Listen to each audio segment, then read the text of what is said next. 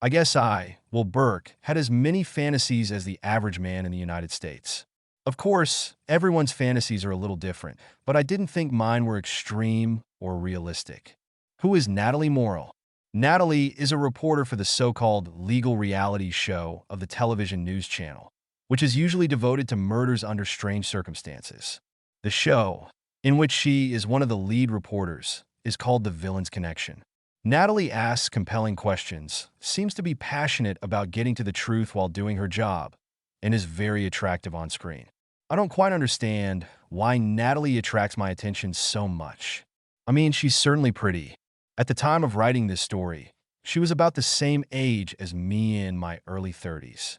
In any case, regardless of the reasons why I have always considered Natalie the most desirable woman on television, judging by the gossip on the internet, she lives about 3,000 kilometers from me, and in any case, I never seriously considered the possibility that I would meet her. Of course, it was ridiculous that an ordinary guy like me had any chance of contacting a famous woman who has a husband and 2 children.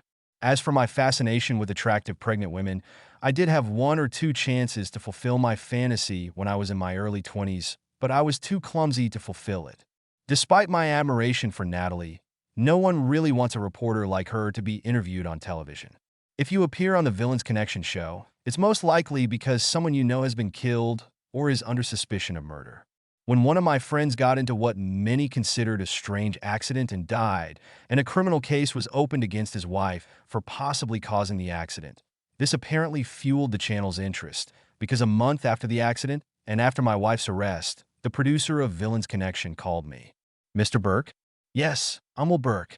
I'm Beth Lipscomb, producer of Villain's Connection. Are you familiar with our TV show?" "I'm sure that yes. This is probably one of my favorite shows on television." "I'm glad to hear that. I understand that you were friends with Anton Bianchi, and you are also friends with his wife, Monica." "Yes, it is. I knew Anton for 10 years before his accident, and we did a lot together, and I gave the eulogy at his funeral. Since then, I have tried my best to help Monica. Do you have an opinion as to whether Monica is responsible for his accident, or whatever you call it?" "The police seem to think she was having an affair, and he found out about it. And this became the motive for her to take care of his death, which led to her arrest." "Well, there are several reasons that have to do with it. Firstly, Anton was an experienced tourist, and it was difficult for me to understand how he could just fall off a cliff. However, another thing I know is that the probability that Monica had an affair is even less than the probability that Anton fell off a cliff. Also, I don't think Monica would have had the character or the strength to push Anton off a cliff. He was a big and strong guy, almost as big and strong as me. I think what I'm saying is that it was an unlikely but still possible accident, and that Monica had nothing to do with it." Beth and I continued to discuss the situation, and she had many more questions, and I provided much more information. Finally, she asked, "Are you ready to give an interview for one of the episodes of the series Connection of Villains?" I paused to think carefully, and then the woman from my fantasy came to mind, Natalie.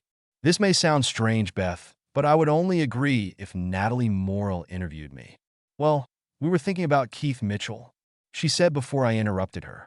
"I think Keith is a very competent reporter, but I'm sorry. If Natalie is not the reporter who is interviewing me, I'm afraid I have no interest in him. If she's the one, I'll provide you with photos, documents, text messages, and anything else that might be relevant. You have my phone number. Let me know if you change your mind," I insisted. We exchanged a few more pleasantries, after which we mutually stopped talking. I called Monica and told her about the call, except that I asked Natalie to be a reporter. "Do you think you'll have any objections?" "No, I know that if anyone is going to be on my side, it's you. Make me look good. When everything settles down, I want to invite you to dinner." "That sounds great." I chuckled, hoping the word "settle down" meant something.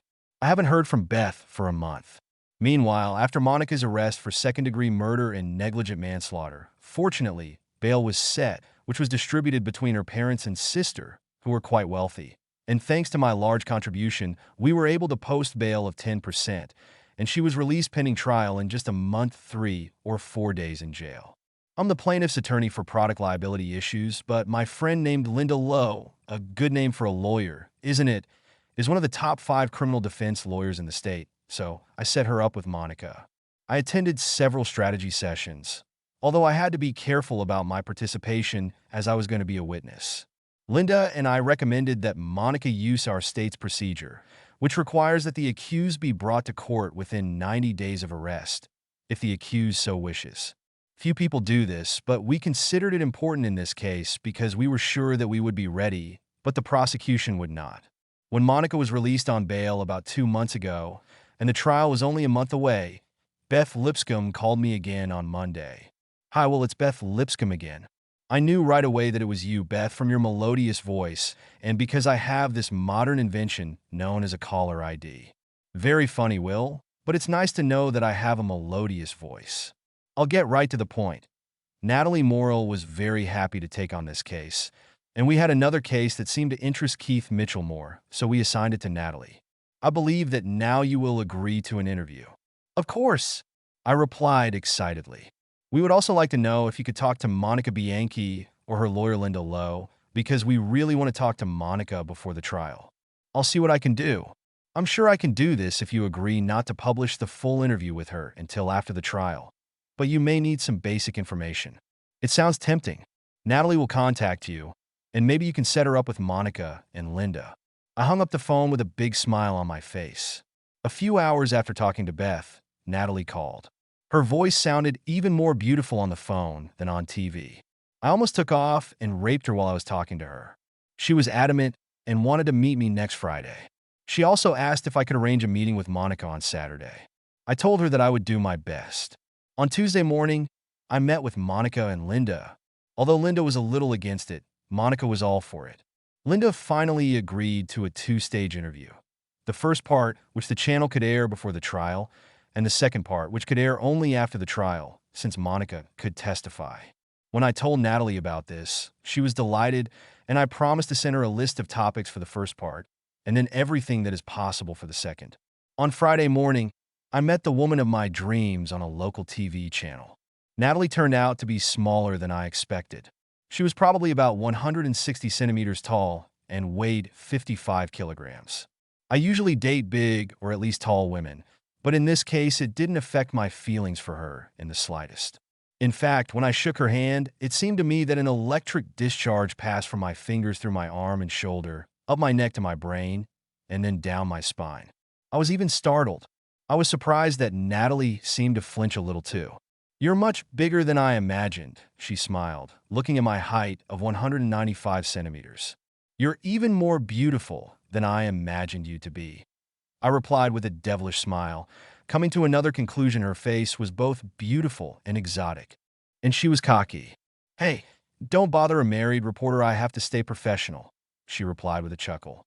"There's a 90% chance that I'll keep my hands to myself and not rape you during the interview." I grinned back. "Just don't let your skirt go up too high on your hips."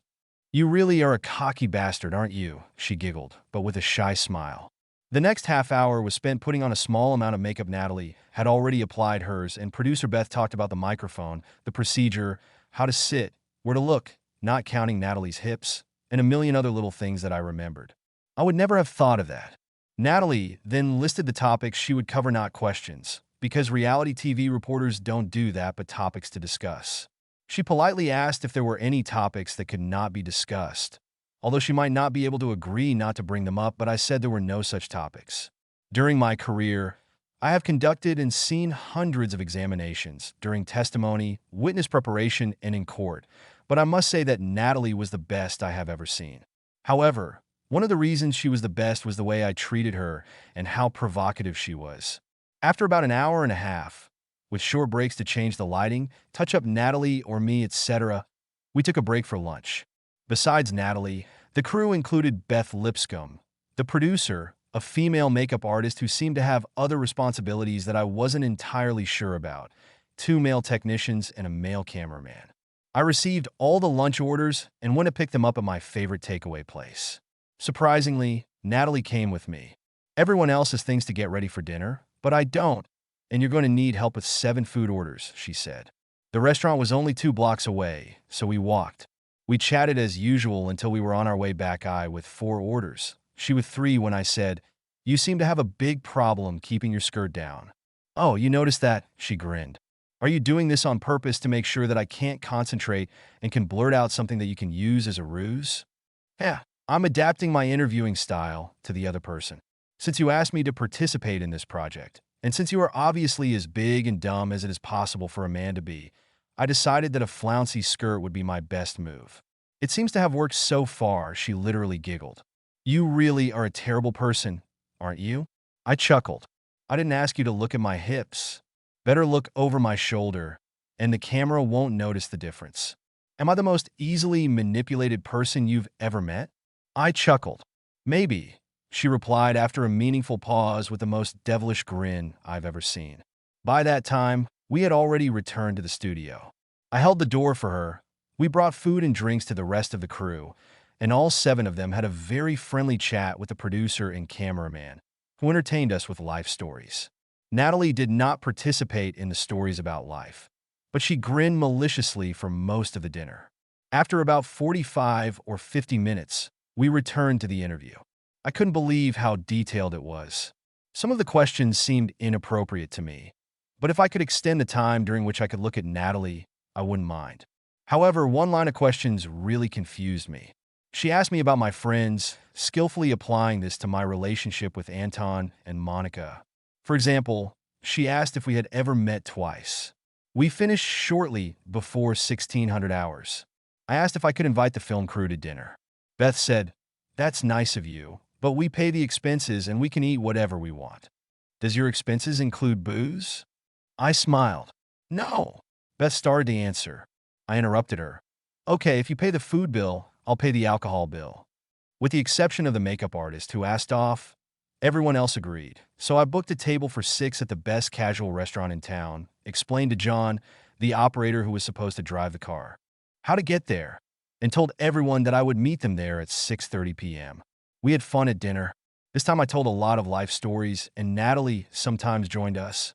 Natalie was indeed asked for a few autographs, which she kindly gave, but this did not spoil the situation. All this was done so that other visitors would not complain about how noisy we were.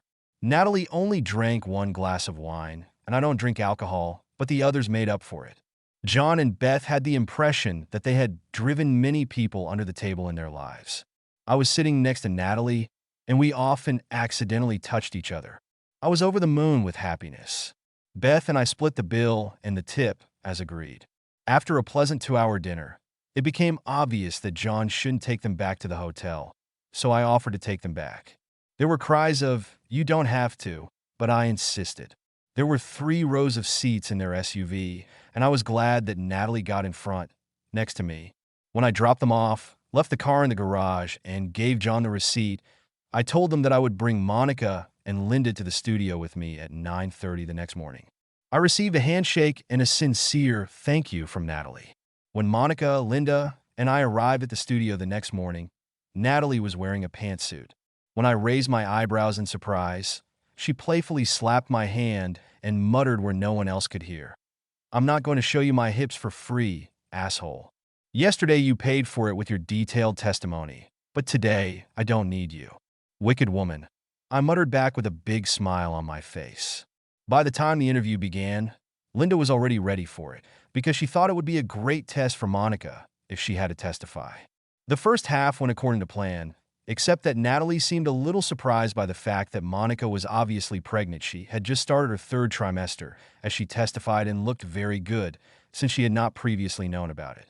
I noticed Natalie giving me a disapproving look for not mentioning either the pregnancy or Monica's attractiveness. I just grinned when she mouthed "bastard." When we stopped for lunch, Linda, Monica, and I went our separate ways, and the channel crew was left to their own devices.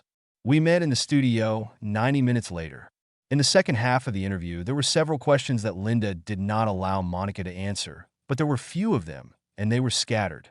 I thought Monica did a good job explaining all the evidence that the prosecutor would probably use if Monica ever appeared in court, and Natalie did a good interview, almost like a prosecutor. We broke off again shortly before 4 p.m. Linda and Monica hurried away because Linda wanted to have dinner with Monica, make adjustments after the interview, and prepare something else for the trial, although they still had 27 days. I asked the film crew what they were doing. Beth said, "Well, the team and I should have finished everything already. We need to get back tonight if we can, because we all have plans for tomorrow, and it won't be easy to get to the plane. What about Natalie? I asked. She will stay overnight and then fly away to visit her family on vacation. I think her flight will take place on Sunday afternoon, Beth replied. Do you need help with the equipment to prepare him for the trip? I asked. You don't have to. Beth started to object, but John intervened. We definitely could use some help, Beth. Yes, Beth. Let him help, Natalie said. He's as big and dumb as a man can be, so as long as John instructs him, he can help. With that, I grabbed Natalie, turned her upside down, and playfully said, Take it back, Natalie, or I'll carry you around the studio like this. I thought the film crew would fall off their feet laughing. They were laughing so hard. After a few lines between Natalie and me, she finally said, Okay, I take it back. I turned her over on her right side and put her on her feet. Her face was flushed, but she was smiling. You're kind of an animal, aren't you? She giggled, hiding behind Beth for protection. What is this something like? I laughed. Get back to work, clowns, Beth laughed. I really helped them. I could carry twice as much cargo as the rest of the team, and we loaded the SUV. Everyone was ready to go to the airport within 30 minutes. When the others left, Natalie and I waved goodbye to them. As soon as they turned the corner, I turned to Natalie and said, If I promise not to turn you upside down anymore, no matter how much you insult me, will you let me buy you dinner? I was surprised by her quick response. Okay, but I need to go to bed by 11 p.m. since I'm flying tomorrow to meet my family. No problem, I replied. I booked a table at a restaurant where I knew there were glass countertops, hoping that she would not be wearing a pantsuit like in the afternoon, and arranged to pick her up at the hotel at 6:15 p.m. as I had booked a table for 6:30 p.m. I took a quick shower and shaved, and then took a 45-minute nap. I put on my best casual clothes and arrived at her hotel at 6:10 p.m. Not that I was too worried. She was waiting for me outside in a classic dress that was cut off 10 centimeters above the knee. I insisted on opening the door for her rather than letting the doorman, and we set off. The dinner was great. This time she drank 3 glasses of wine, and we were both relaxed. I had been lusting after her for years, and now that I knew her, I was in love. Well, I was in love with another woman too, but I think what I felt for her was as close to love as it could be. Her hips looked amazing through the transparent tabletop. The rest of her body was just as appetizing. The most interesting conversation we had at dinner was the following. Well, why did you ask me to be the reporter on this case? Because I think you're the most beautiful woman on television, if not in the whole world, and I've been wanting to meet you for a long time. That's bullshit. You're only telling me this now to inflate my ego, which, by the way, doesn't need any help, she laughed. What if I could prove to you that my biggest dream in life many years ago was to make love to you? At least I could have proved it months ago, long before I met you. How would you prove it? What if I could? Would it give me a chance to fulfill my fantasy? I asked, jokingly moving my eyebrows up and down. Maybe, she laughed, but it's all bullshit. I'm sorry for going through my message history, I said, pulling my cell phone out of my pocket. Natalie sat across from me, sipping wine, smiling and occasionally muttering bullshit while I frantically flipped through my phone. After about 5 minutes, I found it. A few months ago, my friend and I exchanged a few phrases like, what if, on one of the days when we must have been really bored, and maybe he was drunk. One of them was in abbreviated form. What if you could to use any woman in the world? Who would it be? My answer, also in abbreviated form, was Natalie Moral, of course. For some inexplicable reason, this woman is driving me crazy. With a smug expression on my face, I handed my phone to Natalie. She read the text message with a smile. But then, to my horror, because it was another conversation with my friend that I didn't want to show her, given her penchant for investigations, she scrolled on. I don't think she had time to see what I was hiding before I snatched out my phone, but when I took it out, there were unwanted messages on the phone screen. After looking at the unwanted text exchange, I suddenly realized that it should never have seen the light of day, so I deleted it and decided that I would contact a computer expert in the next few days to make sure that it could not be restored. Natalie's response was, I think you faked the dates in those messages, and that's bullshit, although it was said with a big smile on her face because she obviously knew that I was telling the truth. Then she immediately changed the subject, and nothing even remotely similar was discussed anymore. We finished dinner around 8:15 p.m., and I said, "It's almost 3 hours before you go to bed. Let's go to the dance club. You can dance, can't you?" "I'd shame you," she giggled. In fact, even though I'm a decent dancer, she really shamed me. Well, at least she would have shamed me if I didn't care that she was much better than me, which I didn't do. Natalie seemed to like being touched on the dance floor. A couple of times during the slow songs, I lifted her off the floor and danced around, holding her in the air. She swore jokingly when I did it, but I got the distinct impression that she really liked it. I think she also liked it when I turned down all the other dance offers she received on her behalf. There were a lot of them. At least she never complained when I refused on her behalf.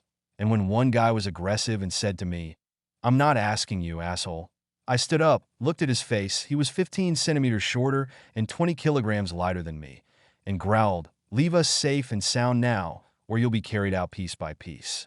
He took the hint and retreated with his tail between his legs. When I sat down again, I thought that Natalie might be upset about my display of masculinity. Instead, she just gave me a big smile. Around 10:30 p.m., I was sweating, and Natalie was beaming from our intense dancing, so we went to her hotel. I parked the car and insisted on escorting her to her room. I was surprised when she didn't object, but just took my hand. When we entered her room, something happened that only happens in movies or with famous guys.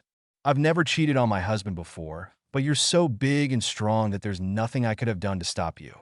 Natalie and I didn't get a damn lot of sleep that night. Natalie set the alarm after all. We woke up after a short sleep, by my calculations, for 3 hours, no more, around 10 o'clock in the morning. There were big smiles on our faces. After she packed, we had breakfast at the hotel, and then I drove her to the airport. Before getting out of my car, she turned to me and blushed and said, "You know, I hate you." "Why?" Because of you, I cheated on my husband." "How did I make you?" I asked. "Being a big, strong, courageous animal, which is also funny and smart. I've never been with a big guy before, and wow, it was different." "Do you regret it?" "I'm sorry that I cheated on my husband, but I don't regret it a bit. Physically, it was the best bed experience of my life. Making love to you is the most exciting event in my life. The only opportunity that nothing compares to." "Is that what it meant to you? Making love?" I was silent for a long time before answering. It was the number one dream on my wish list. Something that I thought would never, even in my wildest dreams, come true. You are the most beautiful woman in the world, not only because of your stunning looks, but also because of your intelligence and daring character. I can honestly say that I made love to you last night. Since I have some fame, I think you'll get the right to brag about it in front of your friends," she said shyly. "Despite the fact that we know a lot about each other, you don't know me well if you think I can tell anyone about last night and this morning. I assure you that the best time of my life will stay with me to the grave." Natalie smiled broadly. "That's on one condition," I continued. A sullen expression appeared on her face. Then she said, "Okay, bastard, what is your blackmail?" "If your husband ever divorces you, I'll be the first to try to woo you," I said with a serious face. After another long pause, she replied, "I think since you used me the way you did last night, I might give you a first chance. I think my pussy would like that." Then she giggled at her silly joke, gave me another kiss that could even match the one that set off the sprinklers in the hotel room, and then rushed out the door with a suitcase in her hand. She didn't even look at me when she was rushing to the airport. I went home and took a nap for 5 hours, during which I made love to Natalie at least a dozen more times in my sleep. When I woke up, I was cheerful, despite the fact that my other experiences with Natalie were fantasies, not reality. I had a once-in-a-lifetime opportunity, which is more than 99.9% of guys. It took me about a week to recover emotionally and intellectually from talking to Natalie, but my usual workload and help with Monica's trial made me distracted.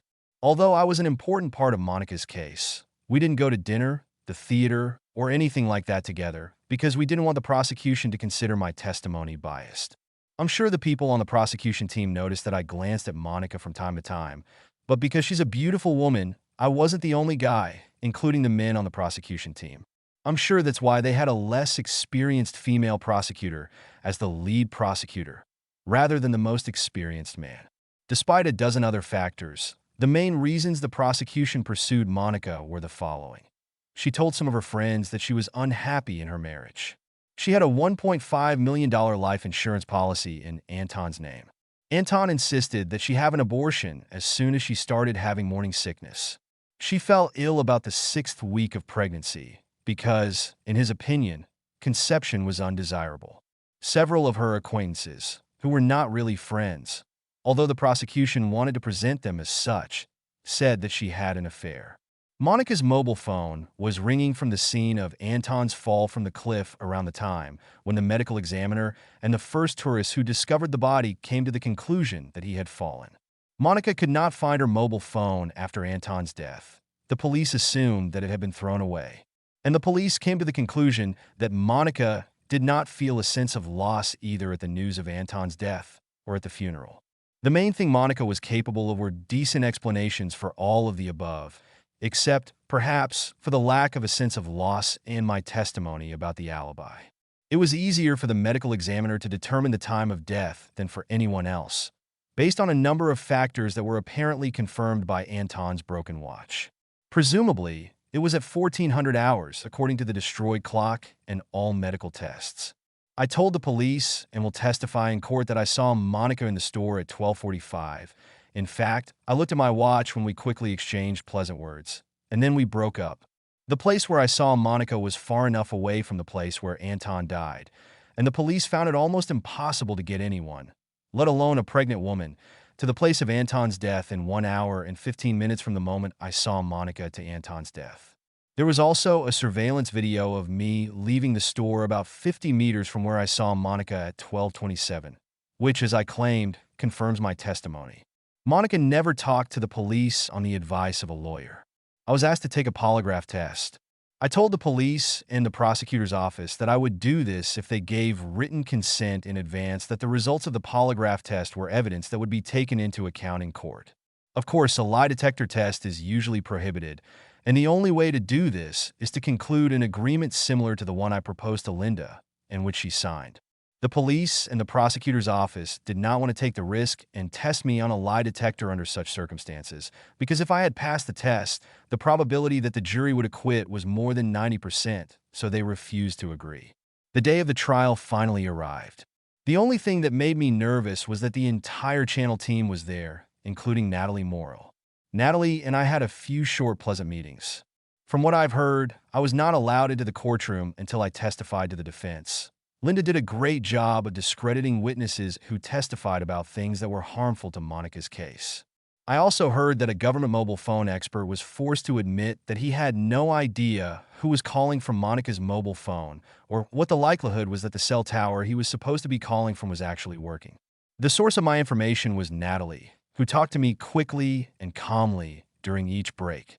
Since she was in the courtroom, we were thrilled with this case before Linda came forward to defend Monica. I was the first to testify. I was very well prepared, and according to Linda, my direct testimony sounded perfect.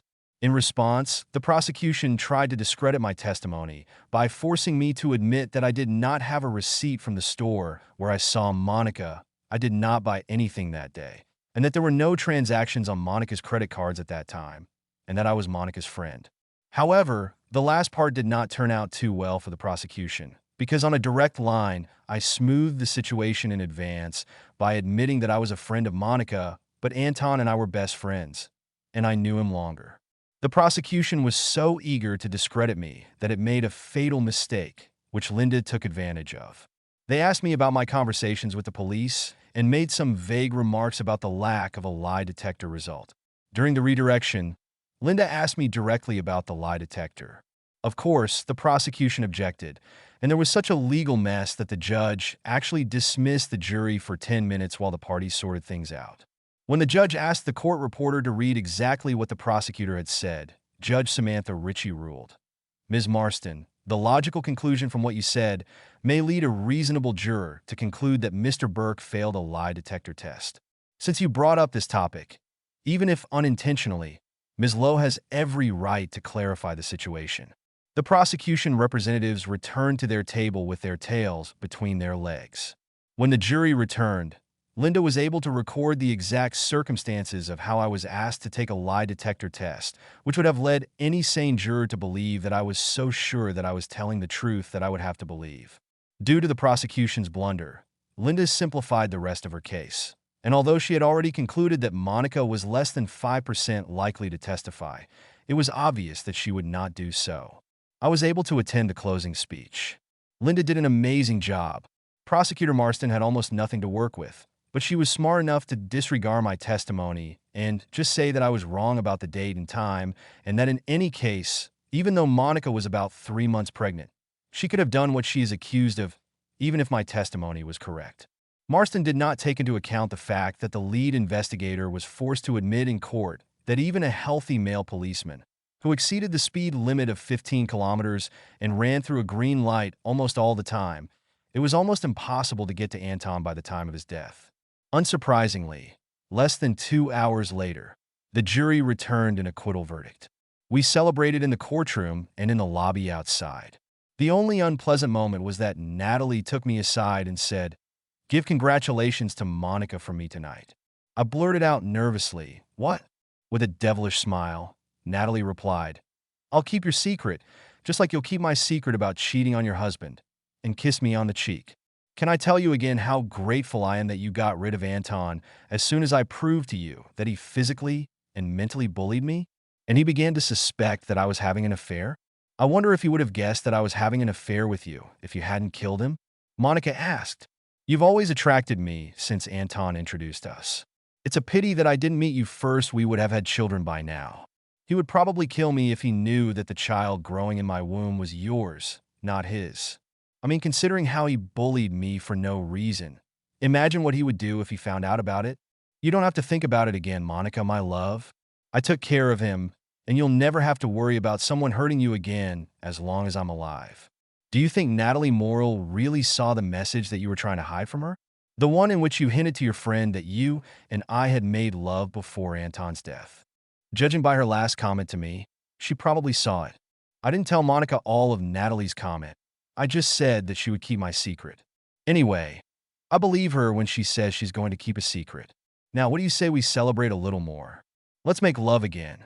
Later, I thought that after the birth of the child it would be better. Fortunately, Anton and I are very similar. If we moved to another state where the principle of reciprocity applies, and got married after only living there for a few months. When I mentioned it to her in Between Pleasures, Monica agreed. End.